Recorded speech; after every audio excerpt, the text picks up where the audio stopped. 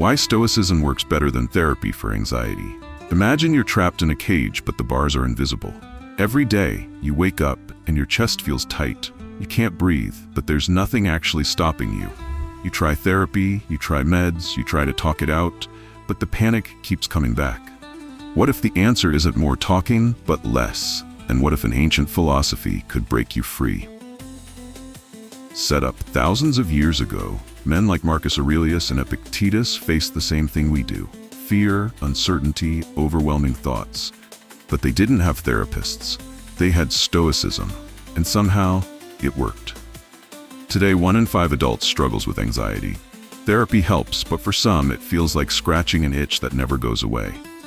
Meanwhile, the Stoics said, "Don't scratch, change how you feel the itch." I want to tell you a story about how Stoicism pulled me out when therapy alone couldn't. It starts 3 years ago, with a panic attack that nearly put me in the hospital. Conflict challenge, I was 28, a so-called high achiever. One night at the office, I felt my chest tighten, my vision blurred. My mind screamed, "You're dying." I called 911. They told me it's just anxiety. I felt broken. Weekly therapy helped me unpack my childhood, my patterns, my stress. But every time I stepped back into the real world, the panic crept in again.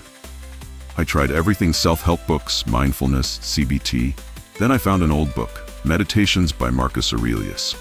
One line hit me so hard I wrote it on my wall: "You have power over your mind, not outside events. Realize this, and you will find strength."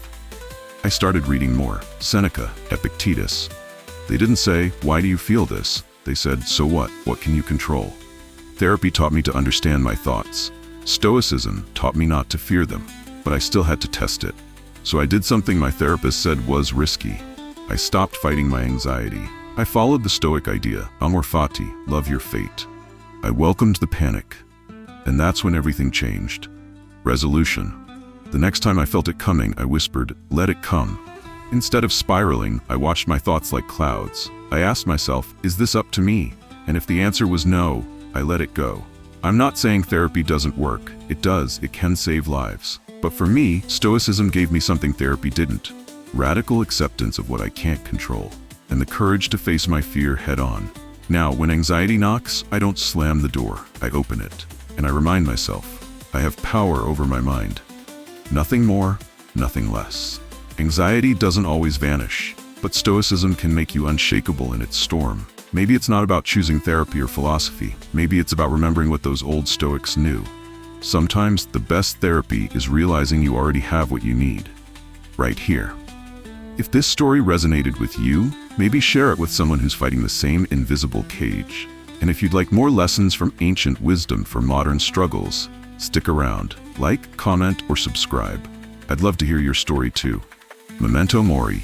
Remember, you must die, so live well.